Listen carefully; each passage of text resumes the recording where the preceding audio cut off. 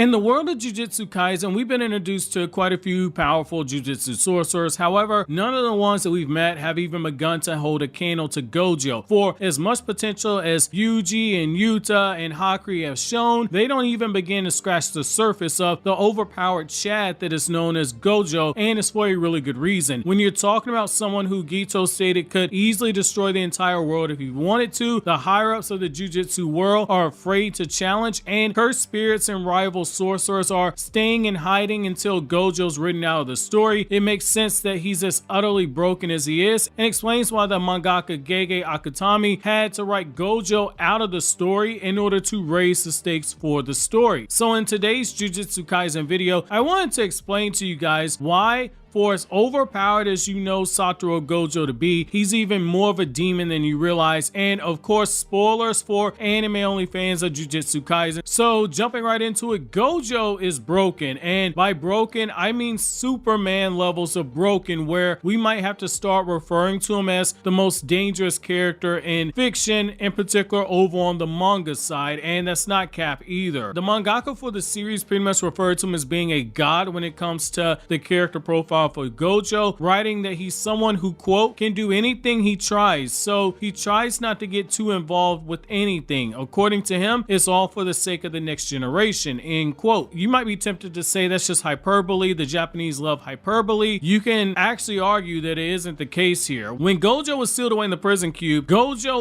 literally had enough presence that when he was sealed away, the man was still talking shit in the process, and seconds away after he got sealed away, the prison realm got so heavy that Geto wasn't able to physically hold it, and when he did let it go, it cracked the entire floor around them. This is because the prison realm needed time to process Gojo after he was sealed, but based off of Geto's expression, when it initially happened, this wasn't anything that he'd actually been expecting. That being said, it's not like Gojo is beyond making any type of mistakes or unable to save people, because when he fought against Mahito and Hanami and Chose in close quarters combat, he sure won the battle, but the victory came at the expense of hundreds of lives of those who died in the process. Another thing to note is that for as strong as Gojo is, he still had to work to achieve the power that you see now, because when he fought against Megumi's father, Toji Fushiguro, Gojo got wrecked during their first encounter, and it was a battle that pushed Gojo, who was already considered at the time to be the strongest Jujutsu sorcerer. It pushed Gojo to a new level once Toji was finally defeated, meaning for as broken as Gojo is, he was able to reach another level of power. With Gojo, what should be impossible is actually possible. As a special grade sorcerer, he's at the top of the food chain for special grade sorcerers. Given how broken he is, you'd expect that there'd be another tier just for Gojo, but I digress. Gojo is proof that for some people, rank doesn't matter as much. A perfect example being how Geto, following his battle with Yuta at Jujutsu High, Geto didn't even bother to try fighting back against Gojo because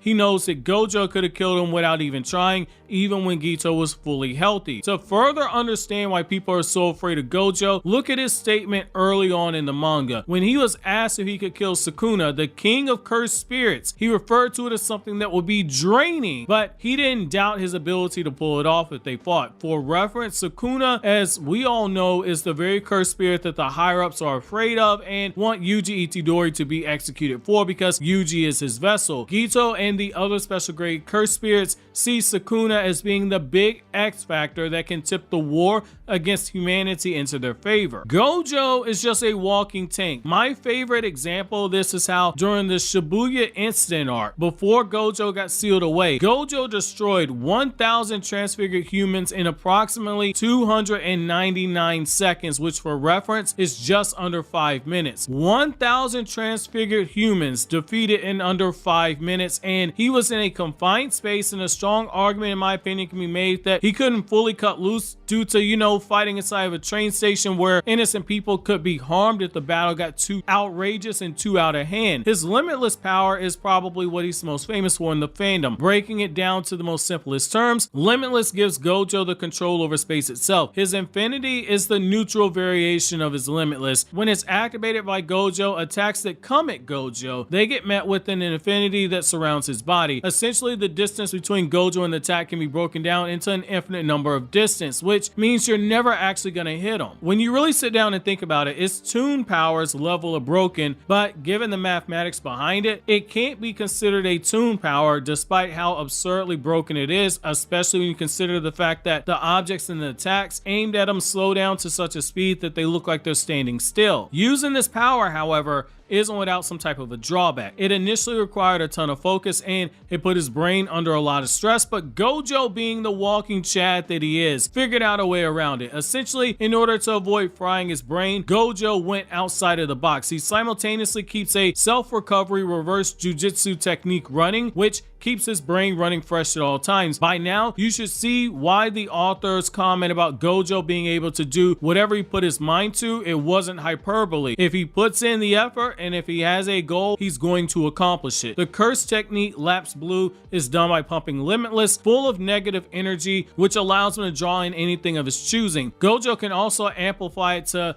Lapse Curse Energy Output Blue. Gojo can also amplify it into Lapse Curse Energy Maximum Output Blue, which, to dumb it down, is like Gojo's own personal miniature black hole that pulls in all matter, and Gojo can just crush anything that it comes into contact with. Now, Curse Technique Reversal Red is pretty much the opposite of blue. Rather than using negative curse energy to pull things in, red uses positive curse energy to push things away from it with extremely destructive force. As you can see, just from those powers alone, he's absolutely broken. Limitless keeps you from hitting him. Blue is a crazy pulling force, and red is an even crazier pushing force with extremely insane destructive capability. When Gojo combines red and blue together, he makes hollow purple, which is a singularity that is created by him by combining the pushing force of red and the pulling force of blue with it. Gojo's able to manipulate the very fabric of space when he uses this. Essentially, destruction is assured if you're hit by it, which is why Aoi Todo told Yuji step away before you get killed. What's even crazier about this is that for as busted as all this is, you also have its domain expansion, which is even more broken than you guys realize. Domain expansion is already a walking cheat code because anyone trapped inside of a domain expansion is guaranteed to be hit by a Jujutsu Sorcerer who casts the domain expansion. But like everything else, Gojo, there's a lot more when it comes to Gojo's domain expansion. Once trapped inside the domain expansion, whoever Gojo targets is flooded with an overload of information that's enough to place him into a catonic state. The speed at which he can activate the domain expansion is also pretty damn alarming. It only takes 0.2 seconds for him to activate it, and unlike other Jujutsu Sorcerers, he can do domain expansion multiple times a day. Adding on top of that, Gojo's Six Eyes greatly reduces the amount of curse energy consumption that Gojo has to output. Think of it like a video game where you're fighting a boss who has the ability to spam multiple high-level attacks without any major drop in stamina. Attacks that normally enemies might lose half their stamina bar for, this guy only has to use 1/10 of his stamina bar. Essentially, that's Gojo. That's why Gojo can easily use Unlimited Void and Hollow Purple like it's nothing. That's why everyone in their right minds in the Jujutsu Kaisen universe are absolutely terrified of him. Even if you were somewhat close to him in power, the fact that the Six Eyes allows him to only use a fraction of the necessary curse energy needed for attacks makes Gojo taking you on in a battle a guaranteed lose situation, even if you're Sukuna. If you're curious about seeing where the other special grade sorcerers rank in terms of power and ability, next to Gojo, consider checking out my video, Every Special Grade Sorcerer, which you should be seeing on the screen